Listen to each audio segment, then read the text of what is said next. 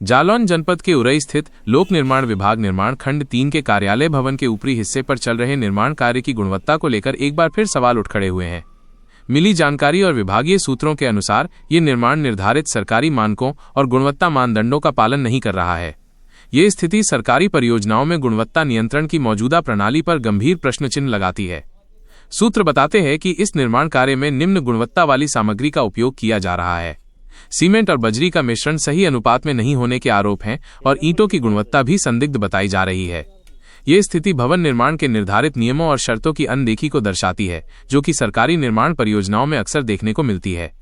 भारतीय मानक bureau BIS द्वारा निर्धारित गुणवत्ता मानकों का पालन अनिवार्य है, जिसमें सीमेंट, रेत, गिट्टी, ईंटें और स्टील जैसी सभी निर्माण सामग्रियों का उचित होना शामिल है। साथ ही सही कंपैक्शन और क्यूरिंग जैसी प्रक्रियाएं गुणवत्ता सुनिश्चित करने के लिए महत्वपूर्ण मानी जाती है। हालांकि इस निर्माण में इन प्रक्रियाओं की कथित तौर पर कमी देखी जा रही है। ऐसी निर्माण सामग्री का उपयोग न केवल इमारत की उम्र कम कर सकता है, बल्कि भविष्य में इसकी संरचनात्मक अखंडता पर भी सवाल उठाता है। ये दर्शाता है कि निर्माण स्थलों पर गुणवत्ता नियंत्रण की समुचित व्यवस्था का अभाव बना हुआ है। इस निर्माण कार्य को लेकर संबंधित PWD अधिकारियों की कार्यप्रणाली पर भी उंगलियां उठाई जा रही हैं।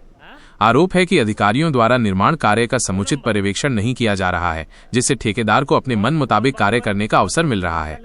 ये स्थिति सरकारी परियोजनाओं में पारदर्शिता और जवाबदेही की कमी को उजागर करती है, जहां अक्सर निचले स्तर पर जवाबदेही तय करना मुश्किल हो जाता है।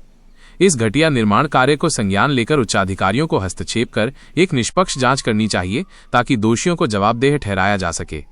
सरकारी भवन पर इस तरह के कथित घटिया निर्माण से न केवल सरकारी खजाने को नुकसान हो रहा है, बल्कि भविष्य में ये इमारत वहां कार्यरत कर्मचारियों और आगंतुकों के लिए भी एक संभावित खतरा बन सकती है। स्थानीय नागरिक सुरक्षा मानकों को लेकर चिंतित हैं और इस मामले में तत्काल कार्रवाई की उम्मीद कर रहे हैं।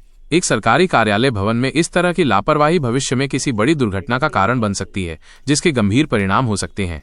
इस मामले में PWD विभाग निर्माण खंड 3 के अधिकारियों से संपर्क करने का प्रयास किया गया, लेकिन अभी तक उनकी कोई टिप्पणी प्राप्त नहीं हो पाई है। अब ये देखना बाकी है कि जिला प्रशासन इस गंभीर मामले का संज्ञान लेता है या नहीं, और इस निर्माण कार्य की गुणवत्ता की गहन जांच कर दोषियों के खिलाफ कोई ठोस कार्रवाई सुनिश्चित करता है। क्या नंबर है जो गुम्मा? हाँ, 2 नंबर। कौन बाकू है? बाकू नाम का लिखूं? गुलाटी। ठीक।